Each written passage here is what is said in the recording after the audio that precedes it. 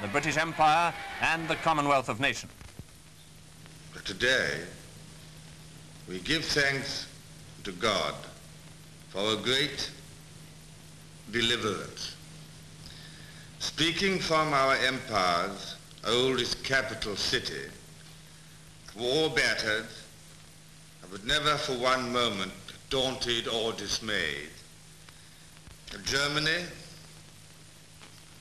the enemy who drove all Europe into war, has been finally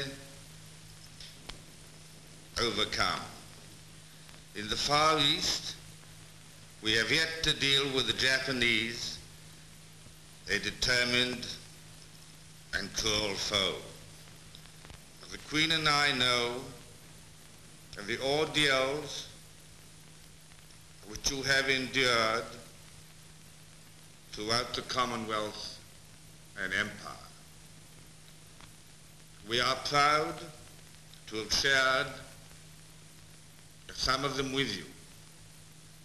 And we know also that we shall all face the future together. In the hour of danger, we humbly committed our cause into the hand of God. And he has been our strength and shield.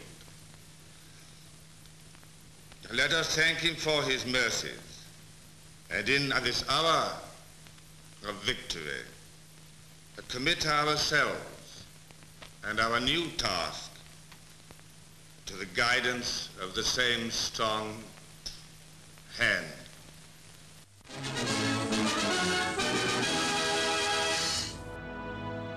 Triumph hid the truth. The world was changing, and Britain no longer the country and empire of 1939. George and Elizabeth were to be the last King Emperor and Queen Empress. The jewel in the imperial crown, India, was to become independent in 1947, ripping the heart out of the British Empire. With India gone, the rest would soon follow. George regretted the loss of his imperial title. He also dreaded losing something more precious, his eldest daughter.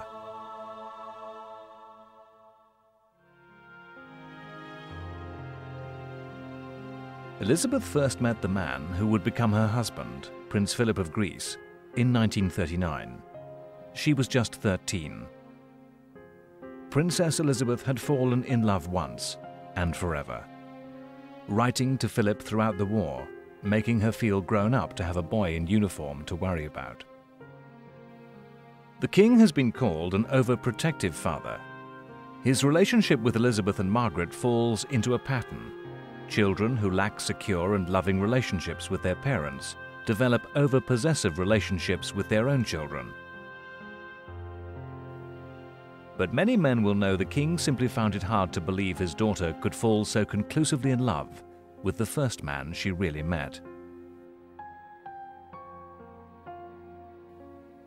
Both king and queen wanted Elizabeth to make a happy marriage, but the choices were limited. The king believed his daughter must marry a man of royal rank. By law, Elizabeth could not marry a Catholic.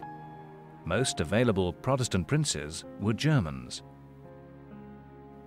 In the end, the simple fact that his daughter was crazily in love with Philip made up the king's mind. Philip proposed in 1946, but the king forbade making the engagement public until a year later, wanting his family to be together one last time on a tour of South Africa in 1947. Those thinking the British royal family is not a political force have too simple an idea. The South African trip, taken on battleship HMS Vanguard, was very political.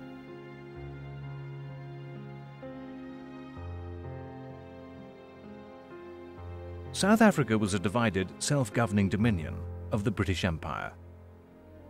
White South Africans of Dutch descent, Afrikaners, hated the British connection after the Boer Wars at the start of the 20th century, forcing them into the British Empire. White South Africans of British ancestry saw themselves as part of British civilization. The British ruled with paternal racism, believing they were looking after what were thought the simple native peoples, but still acknowledged basic human rights. The empire aimed to bring non-white people to some national adulthood. Afrikaners saw a different world, believing themselves chosen by God to rule, and saw black Africans as subhuman. The king's visit was lending support to the existing government of Jan Smuts, who, though an Afrikaner, led an alliance between British and Dutch communities. A new hard-line Afrikaner movement, the National Party, was threatening to bring a new order. The trip was also intended to give the king a holiday. The war had drained him of his strength, but it was to be no easy break in the sun.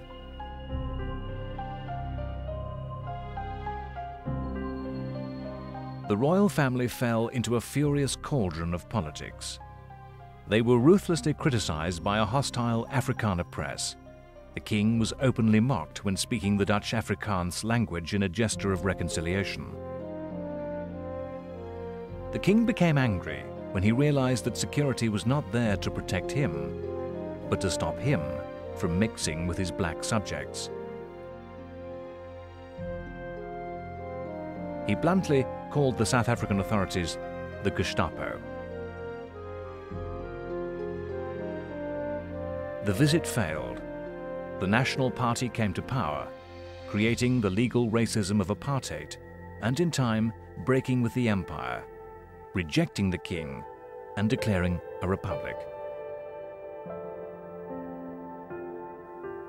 The royal family returned to London in the spring of 1947, and the princess's engagement was announced. The king gave away his daughter the same year, on the 20th of November, at Westminster Abbey. In the years that followed, the king became increasingly unwell. Winston Churchill was to say of these times that the king walked with death. Throughout the war, the burnt-out king hardly slept and chain-smoked. A string of smoking-related illnesses struck at the king. The Queen, her daughters, and Philip increasingly appeared without and in place of the king, who saved his strength for events that demanded the sovereign's presence.